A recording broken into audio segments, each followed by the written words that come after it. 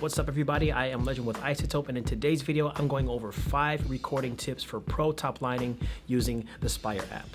Now, toplining, for those who don't already know, is essentially writing vocals to music that has already been made, so a little bit different than songwriting in general. First, we'll set up our vocal tracks for the best possible audio quality we can get using features from Spire Pro like Soundcheck and audio repair, and then we'll take a look at the visual mixer to use tools like widening and panning to get a sound that sounds nice and full, like this. Why did you have to leave? Why did you have to go away? Let's go ahead and dive in. Now first, before I get into any of the tips for today, we have to set up our project and import our music. So from the main menu, I'm going to tap on Import, tap My Music, and then I'll search for my beat. I'll tap it right here, and it'll import the music and start a brand new session. We'll want to set up our track for recording the best quality vocals. Now, to get the best features out of Spire, you'll want to try out Spire Pro. You'll see at the top right of the screen there's a Pro icon, and if we tap that, you'll see everything that Spire Pro includes, like noise removal, a virtual pop filter, vocal tuning, Pro mic clarity using Soundcheck, Pro beats, and more to come. If you're not already subscribed to Spire Pro, you can take a free trial by tapping below here on this menu, or in the settings, you can also click Manage Subscription and sign in there. Now that we're subscribed to Spire Pro, let's go ahead and run Soundcheck so we can add clarity and set our levels on our vocal track. We simply click on the record window. At the bottom left of the screen, we'll tap Pro Soundcheck, and then we'll start singing or rapping our song. Spire Pro will analyze our vocal and add the necessary changes. I'm going way too fast, too fast, too fast. Okay, so we have our sound check. Now that we're all set up, I'll record my initial idea, which is going to be the lead vocal, and then I'll build my layers around that. So I'll just tap the record button and start singing.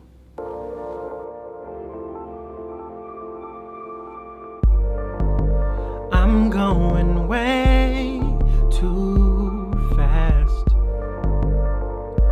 too fast, too fast. 'Cause I'm stuck on my past, on my past, on my past. Now, as soon as I stop recording, audio repair is going to happen in the background because I am subscribed to Spire Pro. You'll notice at the top of the screen as it's doing its work, so it's going to add a virtual pop filter as well as cleaned the noise in the audio. Depending on what sound you're going for, you can also use Spire Pro tools like Tune and Inspire Me to add different effects to your vocal. This could range from anything like an echo to a plate reverb to Isotope's trash distortion. So I'll just tap Inspire Me, and now on our vocal we'll have overwhelming compound on. This is going to be the effect. And on the left side of the screen, you'll see the dice where you can continue to roll to get new effects. So I'll preview this vocal. I'm going way too fast, too fast, too fast. 'Cause I'm stuck on my past, on my past, on my past. So I love this effusive mountain effect, so I'm gonna go ahead and tap apply, and it gives it like a nice reverb, which is pretty cool. It does sound great, but a little bit empty. So tip number 1 is going to be stack doubles for emphasis. Now the way to do this basically is to find a certain line in your song, whether it's a rap or singing, and you record that line exactly as you did in the original. Now what this does is it gives your song a little bit of dynamics and some sonic storytelling.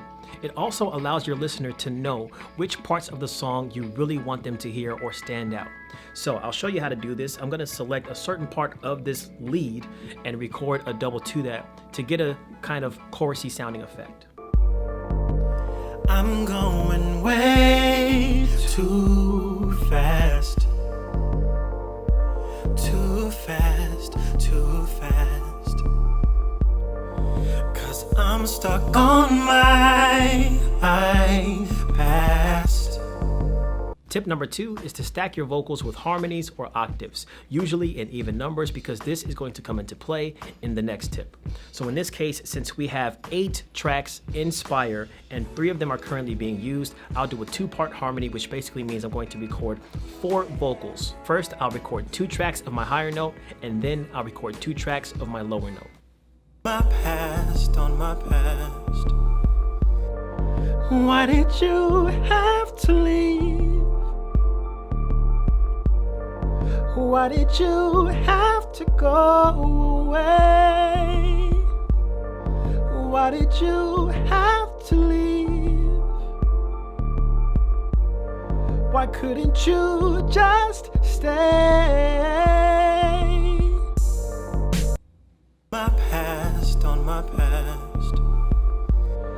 Why did you have to leave? Why did you have to go away? Why did you have to leave?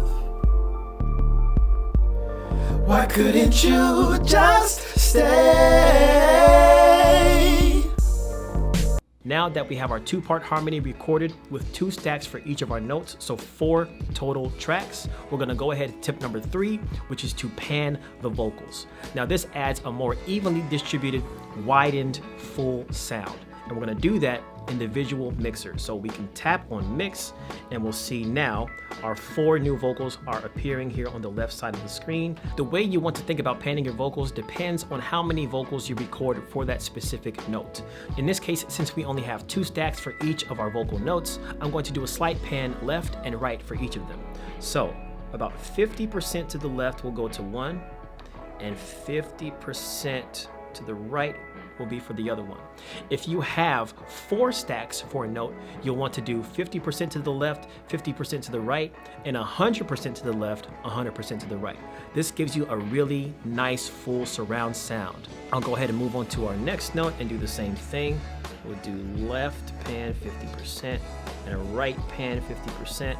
And this way you're getting kind of some spreading with the vocal, not too much to where it's so extreme and it sounds like vocals are totally separate from each other, but they're nice sitting in the middle of that very far range and right down the middle. After I've done my harmony stacking or my octave stacking, I move on to tip number 4, which is to further widen the vocals. This way we're going to go in the mix tab and use the narrow/wide button. The wide feature uses technology from iZotope's Ozone Imager to make whichever track you select sound bigger and wider. I like to do this only with my stacks, whereas the lead vocal I leave on narrow to kind of have a differentiation of the sound. All you have to do is tap on whichever vocal you want to widen and then tap the narrow to wide button and you'll have your sound. So I'll apply that to each and every one of my stacks, tapping the mic, switching to wide. Same thing with the dub I did earlier. And now we will come back and listen to those. Why did you have to leave? So good. Why did you have to go away? Why did you have to leave? Why couldn't you just stay? Now I think that sounds really, really good. So I'm gonna go ahead and move on to tip number 5, which is finally mix the vocals so that everything sits well together. One of the most important parts of the stacking process is to make sure that your mix is right, because you still want your melody to be heard in the forefront while your supporting notes like the soprano, alto, tenor, bass, whatever it may be, is sitting more so in the background, but still audible. So we'll use the mix tab and we'll drag our stacks down, keeping them right there in the middle. Right now I think they're a little bit too loud. We'll drag this down as well and this down as well, and we'll give it a play.